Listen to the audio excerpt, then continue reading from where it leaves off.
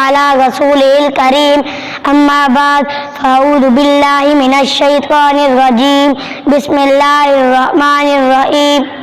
لتؤمنوا باللہ ورسولہ وتعزروه وتوقروه صدق اللہ العظیم وقال النبی صلی اللہ علیہ وسلم او کما قال صلی اللہ علیہ وسلم خدا اگر محمد کو پیدا نہ کرتا خدا کی قسم یہ خدائی نہ ہوتی، جہاں سے جہالت نہ کافر ہوتی، محمد کی اگر رہنمائی نہ ہوتی نہ جنت نہ دوزخ خدا پیدا کرتا، اگر احمد کی جلوہ نمائی نہ ہوتی خدا جانے شمس و قمر پوچھتے، ہم گر ہدایت محمد صلی اللہ علیہ وسلم سے پائی نہ ہوتی، محمد صلی اللہ علیہ وسلم پہ قرآن نازل نہ ہوتے، جہاں میں کبھی روشنائی نہ ہوتی، دلوں میں عبادت محبت نہ ہوتی، کسی کی بھی مشکل کشائی نہ ہوتی۔ محترم معزز سامعین السلام علیکم ورحمۃ اللہ وبرکاتہ۔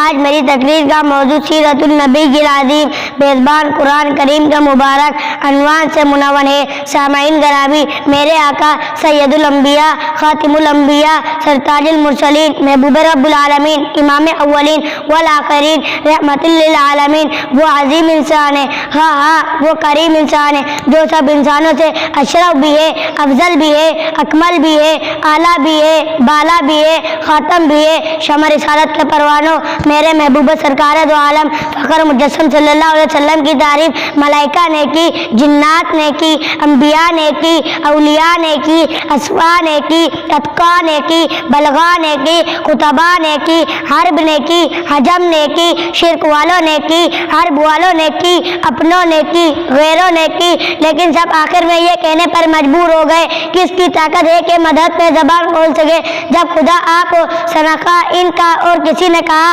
میرے مد و ثنا میں خود کلام اللہ ناطق ہے، چنانچہ قرآن کریم کہتا ہے آپ صلی اللہ علیہ وسلم مصطفیٰ ہے، ان اللہ اصطفیٰ آدم ونوحا وآل ابراہیم، آپ صلی اللہ علیہ وسلم مصطفیٰ ہے، ولکن اللہ یجتبی من رسلہ من یشاء، آپ صلی اللہ علیہ وسلم محمد ہے، محمد الرسول اللہ، آپ صلی اللہ علیہ وسلم یاسین ہے،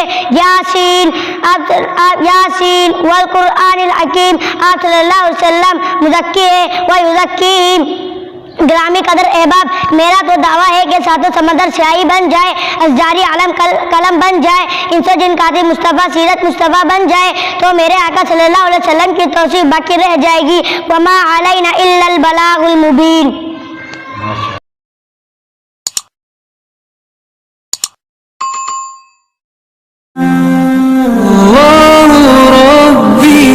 والإسلام ديني ومحمدا رسول الله